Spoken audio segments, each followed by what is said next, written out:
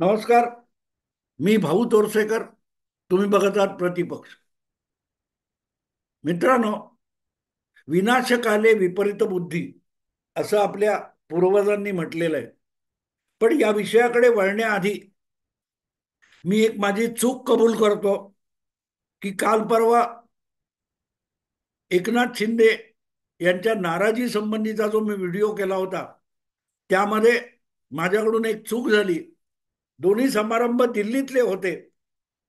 दिल्लीच्या नवा सरकारचा शपथविधी आणि पाठोपाठ दिल्लीत मराठी साहित्य संमेलनाचं उद्घाटन, या दोन कार्यक्रमामध्ये पंतप्रधान हजर असले तरीही पंतप्रधानांनी साहित्य संमेलनाचं उद्घाटन केलं. तो प्रसंग आणि दिल्लीचा मुख्यमंत्री यांच्या शपथविधीचा समारंभ याची गल्लत माझ्याकडून झाली.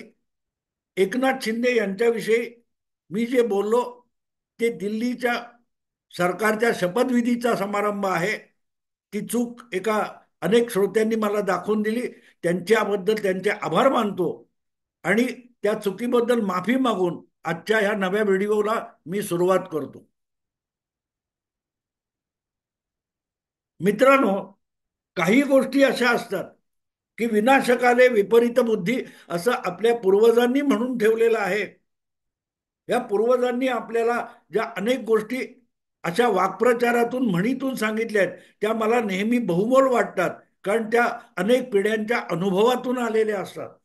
पण दुर्दैव असं असतं की पूर्वजांनी आपल्यासाठी जी सगळ्यात मोठी संपत्ती ठेवलेली आहे ती त्यांच्या अनुभवाचा संचित आहे. तेव्हा विनाशकाले विपरीत बुद्धी, आपला विनाशकाल येतो तेव्हा आपल्याला विपरीत बुद्धी होऊ नये याची काळजी आपण घेतली तर आपण अखेरपर्यंत यशस्वी जीवन जगू शकतो. पण ज्या वेळेला आपले विचार भरकटायला लागतात, आपली बुद्धी भरकटायला लागते, तेव्हा नक्की समजावं की आपला विनाशकाळ जवळ आलाय. त्या विनाशकाळापासून जर जपायचं असेल, सुरक्षित व्हायचं असेल, तर पहिल्यांदा विपरीत बुद्धीपासून बाजूला यावं लागतं. पण दुर्दैव असं आहे की हे शब्द वारंवार वापरून सुद्धा आणि ऐकून सुद्धा माणसं सुधारायला तयार नसतात. आणि याचं जिवंत आणि ताजं उदाहरण म्हणजे उद्धव ठाकरे किंवा त्यांचे सोबतचे जे कोणी सवंगडी आज आहेत ते आहेत. बघता बघता गेल्या 5 वर्षामध्ये उद्धव ठाकरे यांच्या नेतृत्वाखाली बाळासाहेबांनी दीर्घकाळ कष्टातून उभे केलेली शिवसेना रसातळाला गेली. आणि ती का गेली याचं आत्मपरीक्षण सुद्धा करत नसल्यामुळे उरली सुरली शिवसेना सुद्धा अधिकाधिक रसातळाला कशी जाईल यासाठी जणू काय विचारपूर्वक उद्धव ठाकरे आणि त्यांचे सवंगडी निर्णय घेतात असं वाटायला लागतं. कारण प्रत्येक एक पाऊल पुढे टाकतायत ते अधिकाधिक बुडत्याचा पाय खोलात म्हणतात त्याप्रमाणे अधिकाधिक गाळात जात आहेत. 2019च्या विधानसभा निवडणुकीनंतर युती मोडून उद्धव ठाकरे मुख्यमंत्री पदाच्या मागे धावत सुटले आणि बघता बघता 5 वर्षामध्ये बाळासाहेबांची 50 वर्षाच्या मेहनतीतून उभी राहिलेली शिवसेना त्यांच्या सुपुत्राच्या हातून निसटली. आणि तरीही त्यांनी कोण कोण गोळा केले. नव्या लोकांना घेऊन शिवसेना उभी करायची भाषा उद्धव ठाकरे बोलतात तेव्हा ते विसरतात की नवी माणसं म्हणजे सुषमा अंधारे नसतात. आदित्य ठाकरे हा सुद्धा नवा माणूसच आहे. पण आदित्य ठाकरेंचा राजकारणातला उदय आणि शिवसेनेचा राजकारणातला अस्त हे समकालीन असावेत हा योगायोग नाहीये. आणि हे आता मी सांगतो असं समजू नका. मी सांगतो असं समजू नका. उद्धव ठाकरे मुख्यमंत्री झाले आणि त्या नजीकच्या काळात दिशा सालियन आणि सुशांत सिंग राजपूत हे दोन संशयास्पद मृत्यू घडले. त्याचा योग्य तपास होत नाही अशी तक्रार होत राहिली. पण लॉकडाऊन आणि एकूणच जी काही हुकुमशाही उद्धव ठाकरे यांचं सरकार चालवत होतं त्यामुळे त्याचा खूप गाजावाजा झाला नाही. पण म्हणतात ना, मृत्यूला वाचा फुटते. सत्य दडपायला जाईल तर ते उफाळून बाहेर येतं. तसं ह्या गोष्टी हळूहळू बाहेर येत आहेत. कितीही पुरावे नष्ट करा, ते बाहेर येतात. आणि आता तर आदित्य ठाकरे यांच्यावर आरोप सुद्धा उबाठा शिवसेनेचेच एक प्रवक्ते करायला लागले. काल परवा जे शिवसेना उबाठाचे प्रवक्ते किशोर तिवारी यांची हकलपट्टी केली, त्यांनीच दिशा सालियन या प्रकरणाशी आदित्य ठाकरे यांचा थेट संबंध जोडलाय. आणि लक्षात घ्या, किशोर तिवारी आज सुद्धा स्वतःला उद्धव ठाकरे यांचे समर्थक मानतात. पक्षाच्या प्रवक्ते पदावरून त्यांची हकलपट्टी केल्यानंतर ते भाजपत जातील का वगैरे वगैरे चर्चा चालू होत्या. पण आपण दुसऱ्या कुठल्याही पक्षात जाणार नाही. आपण उद्धव ठाकरे यांच्या पक्षामध्ये कुठलंही पद आपल्याकडे नसेल तरी आपण उद्धव ठाकरे यांचे समर्थक राहू शकतो. आणि त्या पदावरून किंवा त्यापासून उद्धव ठाकरे सुद्धा आपल्याला वंचित ठेवू शकत नाहीत, असं किशोर तिवारी सांगतात. पण त्याच वेळेला पक्षाची इतकी दुरावस्था कशामुळे झाली याची वेगवेगळी कारणं ते सांगतात. आणि त्यामधलं एक सगळ्यात महत्वाचं आरोप जो अधूनमधून आडोशाने अनेक जण करत होते, किशोर तिवारी या दीर्घकाळ 5 वर्ष पक्षाचा प्रवक्ता राहिलेल्या माणसाने आज तोच आरोप करावा, ही खरं म्हणजे उद्धव ठाकरे यांची डोळे उघडण्यासाठी आवश्यक गोष्ट होती. ही उभाठा शिवसेना किंवा त्याच्या आधी शिवसेना या पक्षातर्फे निवडणुकांची तिकीटं विकली जातात. हे दुसरं कोणी सांगत नाहीये, तुमचाच प्रवक्ता सांगतो, जो काल परवापर्यंत इंग्रजी, हिंदी किंवा मराठी अशा कुठच्याही चॅनेलवर तुमची बाजू मांडण्यासाठी जात होता. आणि तोच आज उद्धव ठाकरे आणि त्यांच्या हाती असलेला उभाठा शिवसेना नावाचा पक्ष त्याचं जाहीरपणे वस्त्रहरण करत फिरतोय. त्याची हकलपट्टी झालेली आहे. आणि याचं कारण उघड आहे. किशोर तिवारी हा प्रवक्ता म्हणून नको आहे, याचं कारण त्याने उद्धव ठाकरे यांना जे ग्रहण लागलेलं आहे, त्यांच्या भोवती एक दरबारी चांडाळ चौकडी निर्माण झालेली आहे. ती चांडाळ चौकडी सामान्य सैनिकाला पक्ष प्रमुखापासून तोडते. आणि त्यातल्या अनेकांनी उद्धव ठाकरेंना जनतेपासून तोडत आपली तुंबडी भरून घेतली, असा खुला आरोप केलेला आहे. त्यांनी जी नावं सांगितली ती घेण्याची मला गरज वाटत नाही.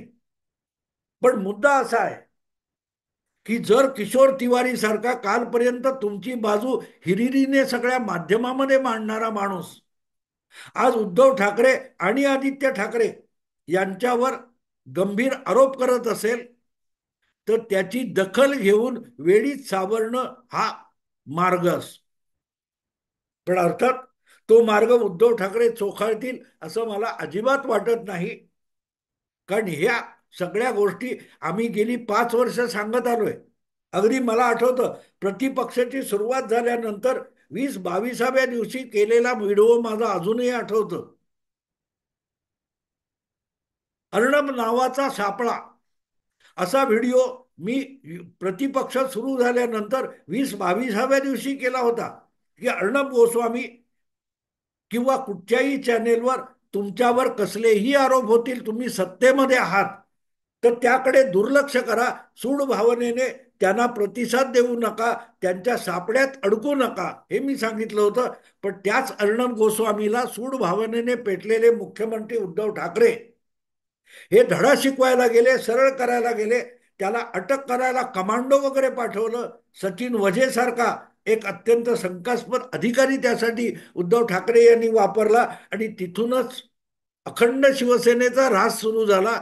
आणि आता उद्धव ठाकरे यांच्या हाती राहिले, त्याला उरलेली शिवसेना किंवा उबाठा म्हणतात. पण लक्षात ठेवा, त्या सगळी पाप होती त्याचंही समर्थन तुमचे प्रवक्ते करत होते. आणि त्यापैकीच एक प्रवक्ता दिशा काय तो किशोर तिवारी होता. या किशोर तिवारीने आत्ताच दिलेल्या एका मुलाखतीमध्ये साफ साफ सांगितलं, हो अगदी मंत्री असताना सुद्धा लॉकडाऊन मध्ये दिशा सालियनच्या घरी झालेल्या पार्टीला आदित्य ठाकरे गेलेले होते.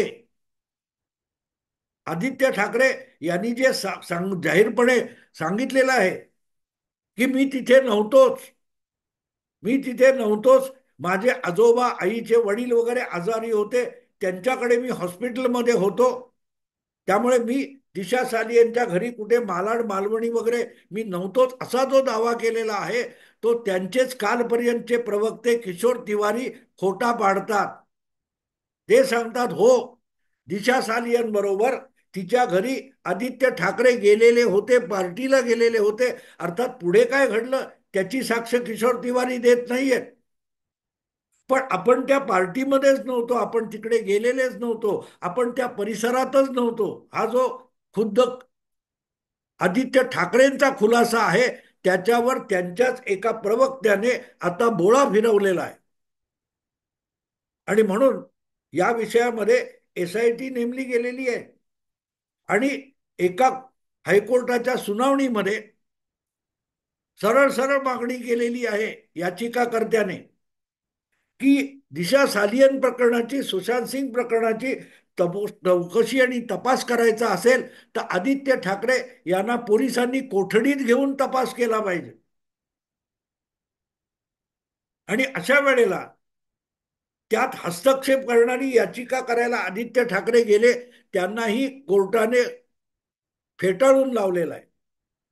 या सगळ्या पार्श्वभूमीवर जर तुमचाच कालपर्यंतचा लाडका प्रवक्ता जो तुमची वकिली सगळ्या माध्यमात करत होता तोच जर साक्ष द्यायला उभा राहत असेल की येस दिशा सालियनच्या घरी जे काय घडलं ते घडलं असेल, पण दिशा सालियनच्या घरी झालेल्या पार्टीला आदित्य ठाकरे हे मंत्री असताना सुद्धा गेले होते, हा जो किशोर तिवारीचा दावा आहे तो आदित्य ठाकरेंना गोत्यात आणणार आहे. आणि मग विनाशकाले विपरीत बुद्धी असं मी का म्हणतो की आपण अशा चारी बाजूने अडचणीत आलो असताना दिनात आपल्या विरुद्ध साक्ष देऊ शकणाऱ्या माणसांना तरी दुखवू नये, याला शहाणपणा म्हणतात. पण त्या शहाणपणाचाच उबाठा शिवसेनेमध्ये आणि मातोश्रीमध्ये सध्या दुष्काळ पडलेला आहे. त्यामुळे अधिकाधिक लोक आपल्या विरुद्ध बोलतील, आपल्या सवंगड्यांविरुद्ध बोलतील, यासाठी जणू काय उद्धव ठाकरे प्रयास करतायत. पक्षाची नव्याने उभारणी करावी यासाठी ते काही प्रयास करताना दिसत नाहीत. पण त्यांचेच आजपर्यंत काय ते कुलंगडी माहिती असलेले लोक आहेत, त्यांना दुखावून त्यांना शत्रूच्या गोटात पाठवून आपल्या विरुद्ध उभं करण्याचं काम मात्र आदित्य ठाकरे आणि उद्धव ठाकरे अगत्याने करतायत.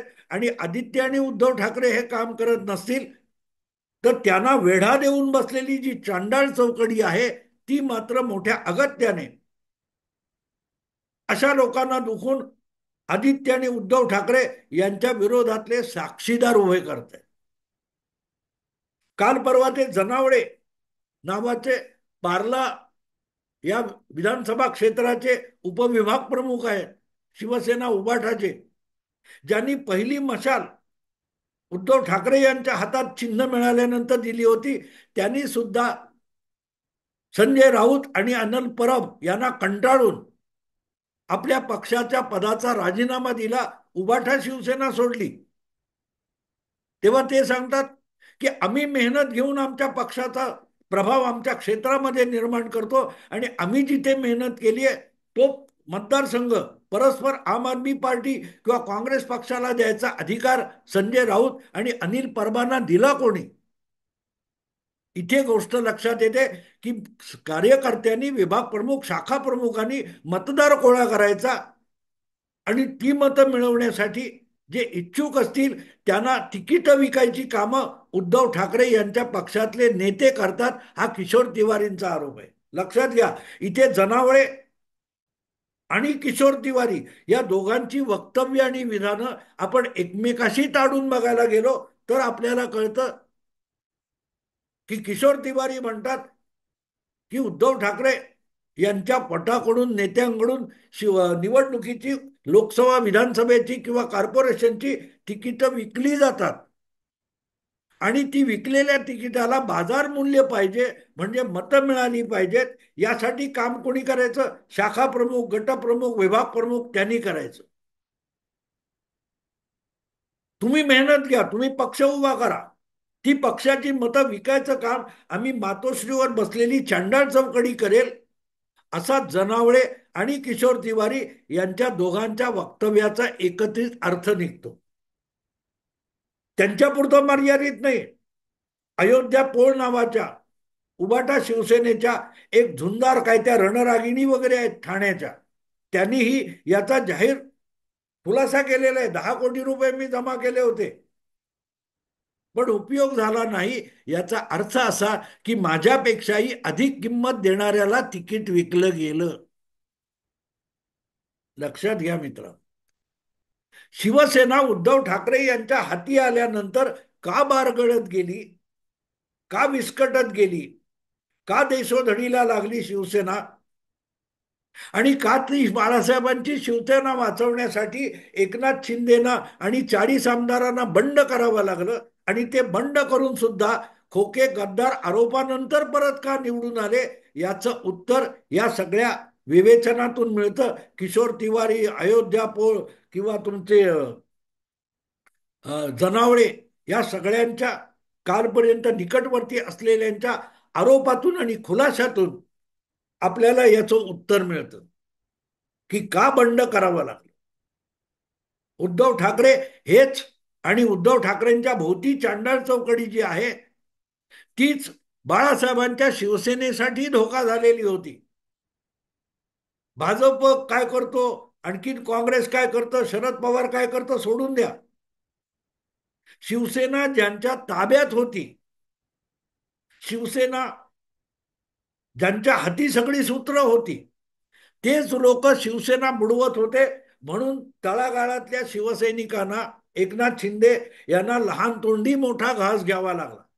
एकनाथ शिंदे हा कोणी शिवसेनेचा बडा नेता नव्हता.